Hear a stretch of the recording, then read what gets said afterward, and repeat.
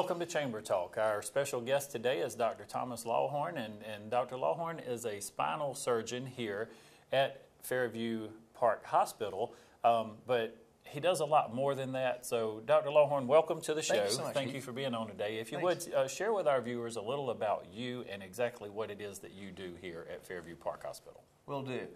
I'm a orthopedic spine surgeon, and I've actually been practicing here for the last 7 or 8 years. But more recently had started doing procedures here at the hospital. And that's really what's novel about what we're doing right now. The spine program at Fairview Park has been dormant for a couple of decades. There's been a lot of surgery here, but no spine surgery. I've been doing practice for a while, and we thought we'd kind of marry those two things together and offer a spine surgery program here. Okay. And so utilizing the operating facilities that are already in place and my expertise to build up a spine program here and offer it to the community. So no longer do people have to travel to outlying communities to have this type of procedure. You can actually do your spinal surgeries here. Correct. So what typically has been happening is specialists like myself have been, we come here and see patients here, but we have to take them to another facility or another community for surgery, either for my case, Reedsville or Savannah, or for other surgeons to Macon. But with the advent of a spine service here, we can actually do procedures here locally at the hospital. Okay. Dr. Lawhorne, tell me a little bit about, I know technology has helped any type of surgery. We've made tons of progress, but tell me a little bit about how technology's impacted the surgeries that you perform. Similar to the rest of orthopedics, spine surgery has evolved to a more minimally invasive approach. So just as knee surgeries in the 80s and 90s became more arthroscopic, spine surgery has become more minimalist in the 2000s and onward. The technique for doing minimally invasive spine surgery involves doing smaller incisions, whereas in the past, people would have long 6 to 7 inch incisions on their back or even on their neck. Now things can be done more minimalist, so where we're actually using more of a TV screen and X-rays rather than using direct visualization of the tissues. Okay, and just for our viewers to be clear, though, this is not robotic surgery, but you actually have, I guess, to simplify it for someone like me, maybe there's a camera inside so that you can actually see and be more accurate in the things that you're doing without making that long incision? Correct. Well, it's less so much a camera, more just X-rays, okay, and using special retractors that can open up small spaces, and we can visualize things with magnification and with X-ray, accomplish goals that was once required a large incision. Okay. And a large incision would cause a lot of injury to the muscle and tissue, and therefore require longer hospitalizations and slower recovery. Now we can do things that would before take months and months of rehabilitation can now be done really as an outpatient and only require days to weeks of rehabilitation. Fantastic. We got a lot of questions I want to ask you today about spinal and neck surgery and how to know when someone needs it, what types of preventative measures and all. So we're going to take a quick commercial break, and when we come back we'll get into some of those things. Great. We'll be right back.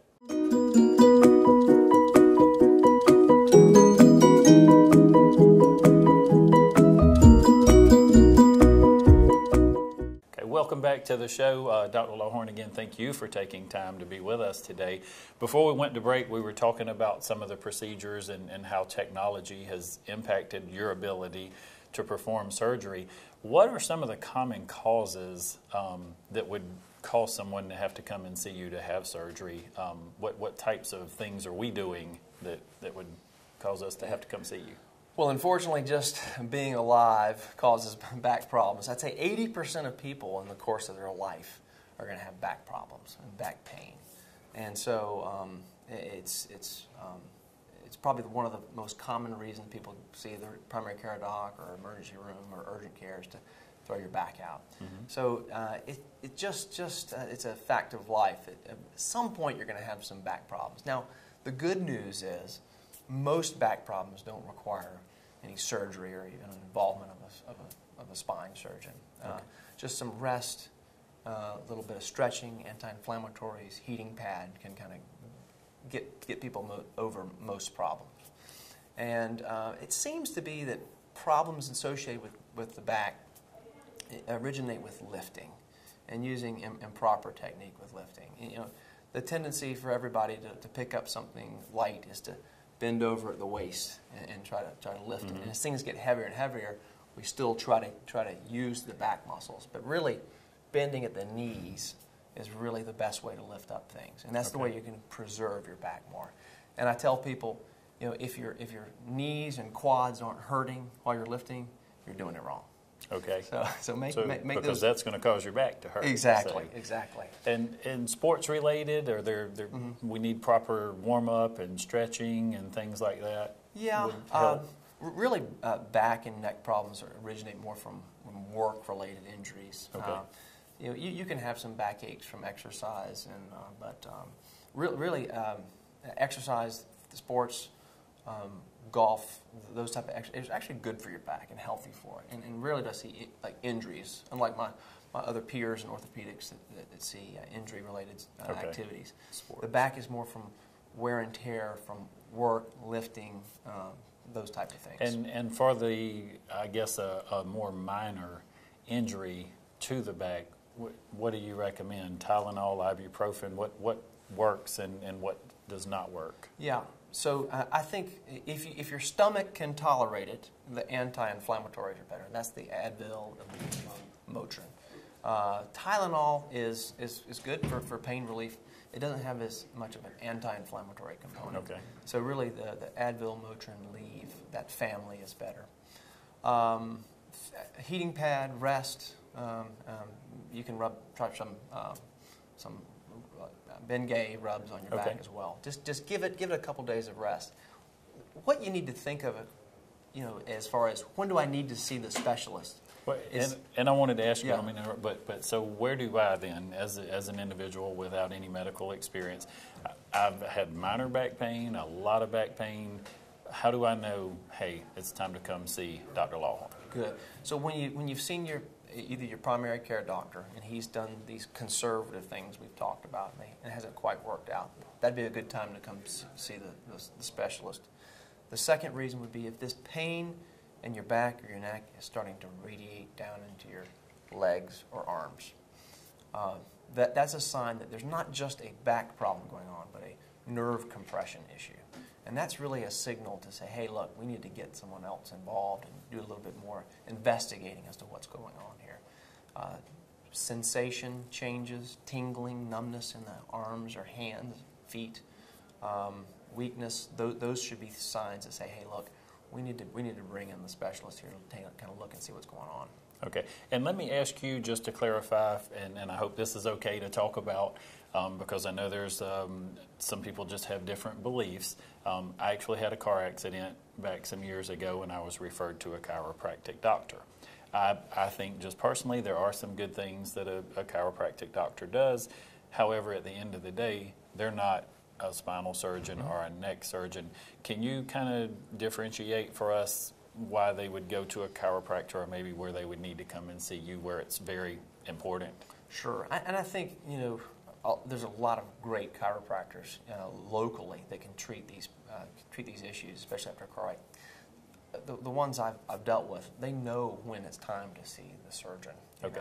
And that's really what the key factor is, whether you see a chiropractic or an orthopedist first, is to know, does this person have a good reputation and have a good dialogue with their other counterpart. You want an orthopedist that knows chiropractics and therapists, and you want chiropractic therapists and no orthopedists. And so it really needs to be a collaboration of all people. And without me being in that industry and around it a lot, and I guess you just answered, so you guys do actually get referrals sometimes. If someone goes to the chiropractor and they may say, hey, you need to go see a specialist. Yeah, it needs the care of an injured person, especially back and neck, needs to be a collaboration of of a lot of people. It's the chiropractic and therapist, it's the primary care doc, it's the surgeon, it's the pain doctor. So it's really to have multiple minds working on resolution of this problem from their different disciplines. And do you see today with technology, with all the different learning devices and things we have, are you seeing a rise in neck and spine injuries, or is it pretty steady? Well, as long as we have physically demanding jobs out there, there's going to be wear and tear on neck and back. As long as there's car accidents, there's going to be wear and tear on the back. I haven't seen as much of an impact from technology. If anything, I think technology has offered us solutions to back and neck problems that are more simple than what they used to be. Back to kind of minimally invasive surgery. Technologies, with smaller devices and better visualization on TV and screens, we can do things, we can accomplish things much easier than we used to be able to in the past. Right. And our folks here in Dublin, Lawrence County especially, we are home to 6 international companies here. Some of these companies are manufacturers, they're shift work, 12-hour shifts, long days, concrete floors. What advice would you give to those folks who are working a 12-hour shift on concrete to help for maintenance on their back? I think the first thing would be be smart about lifting, bending and stooping. You have to really go bend at the knees, use the quad, which is your thigh muscles, to lift things and not your back. If you do have a problem, notify your shift manager, notify someone on the job so they can maybe put you out of that position for a period of time until your back recovers. If things don't get better after a couple of days, have you come see me or another back or neck specialist to kind of assess things. Most problems can be fixed with therapy, management, anti-inflammatories. They don't need surgery per se. Right. So just if a couple days of rest and therapy doesn't work, come see us and we'll kind of sort out what needs to happen. And would you say even maybe footwear is very important, the inserts and having maybe not inexpensive shoes, but make sure you take care of your feet because you're standing? I'm sure that has some impact on your back and your spine. Impact on your body can be minimized with good cushioning on the feet. I get questioned a lot about the types of shoes, the type of mattress. Is there a certain brace that I should wear or not wear when I'm on the job? And really, that's everybody's body is a little bit different, so it has to be kind of a trial and error process. But you can try different things until your body it responds well. And you usually, more cushioning the better, more care the better, the more bracing you can give your back during a lifting process. And really, technique is really how you're going to save yourself the most. And so if your employer doesn't have a program as far as instructing you on proper technique, maybe bring that up to them and have them maybe put together, or I'd be happy to come and put together a talk about the proper way of lifting and minimizing back injuries. Fantastic. And tell me, before we go to our next commercial break, a little bit about the different types of spinal surgery. What type of procedure would you do? Well, it depends kind of on age group, kind of which kind of procedures you're doing. And we'll start from younger, go up. In the teenage years, things you see is scoliosis or curvature of the back. Again, most of those things we can treat with a brace, but occasionally you have to do a fix of someone with scoliosis. As you get older, into the 20s, 30s, 40s, 50s, as you're getting into your working years, you can get disc herniations, and those can be discs or the cushions in between the vertebrae in your back. They can bulge out and pinch nerves. That's the most common thing. As you get older and into 60s, 70s, osteoporosis sets in, or softening of the bones, you can get fractures.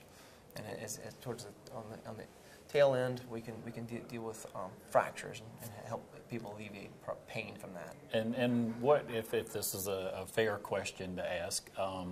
What percentage of, if the word would be repairability, takes place when you do surgery? Are they 100% maybe? And I'm sure age may have some to do with that, but how repairable is our spine and our neck? Sure. And it really depends a lot on the pathology that is present, and age, and medical issues that accompany that issue. So if someone has a simple problem and they're young, we can get them to 100%. If someone is older with medical issues and has a multiple level problem, we would get their expectations lower for a resolution. But as long as that dialogue happens on the front end and you can tell them, look, this is the likelihood of success and of a particular procedure, I think pretty yeah, good. Yeah. Okay, before we go to this break, I got to ask you my favorite question, and I want to see from a doctor, and I've never asked a spinal doctor this. Oh, here we go. If you have back problems, then do you always have back problems? No, not necessarily the case. Like I said, 80% of people are going to have back issues, but I find that the back and the neck they are dynamic organisms, and they change and they evolve over time. And just because you have back problems doesn't mean you'll necessarily have to have back problems in the future. It doesn't mean you have to have surgery in the future. Your bones and your discs can change over time. Some people can have pain throughout their 20s and it gets better in their 30s and 40s. That's good news. Some people can never have problems until their 70s and start having back pains. And so the main thing you do is, if something persists for a period of time, or it involves pain down the arms, you need to get somebody to look at it and just give you an assessment. And that usually involves getting an MRI. And I can look at that and give you a kind of a long-term prognosis of this is what to expect going forward, and this is your likelihood of success with conservative versus interventions. Fantastic. We're going to take one more commercial break, and we'll come back and wrap up. Thank you.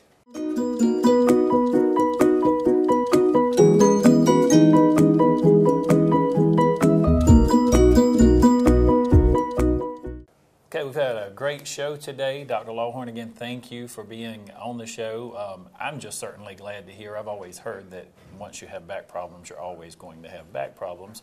And it's good to know that's not necessarily true. There are surgeries, there are even preventative things that we can do that can help strengthen our back and to heal us. But for those folks who do need the surgery, it's great to know you're here, you're local, you're at Fairview Park Hospital, and folks can come see you whenever they need an appointment. You do the x-rays. But take me through from beginning to end, because I think the recovery process is also important in the rehabilitation. So yeah, I think that's kind of what's really new now is we're offering the total care of the spine from before, during, after surgery here locally. So people don't need to travel anymore. So as the problem arises, I'm going to see you locally.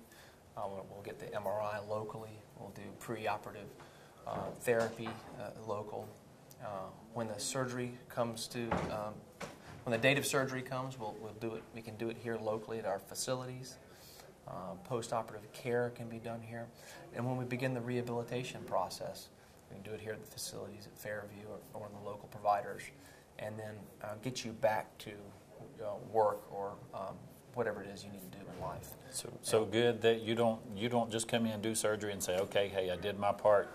You see through to the end to make sure that this patient's going to recover properly. Correct. I or my nurse practitioner, one of my partners, is here every day in town. We can get you seen and have you. If you have a problem after surgery, somebody will be able to see you and take care of you the day of your problem. Fantastic. And it's what a pleasure and an asset to have you in the community here, what you bring to the team here at Fairview. They've received so many awards and accolades over the past years. And so this is another accomplishment and great thing to tout for our hospital here. Dr. Lawhorne, if you would, I always like to give our guests just a minute to share some closing remarks with our viewers, and I'd like to give you that opportunity. Thanks. First of all, thank you to the people of Lawrence County and Dublin for the 8 years you've allowed me to take care of you and treat you. I've considered it an honor to be able to do that. Thank you to the primary care physicians who've trusted me with your patients. I really appreciate that. I hope over the next several years and hopefully decades, we can evolve a more integrated spine care platform here at Fairview Park and take care of you, the patients, here locally for many years to come. And we look forward to building that here at the hospital. Dr. Lawhorne, again, thank you for being on our program Thanks. today. And we always want to remind our viewers it's a great day for business in Dublin, Lawrence County.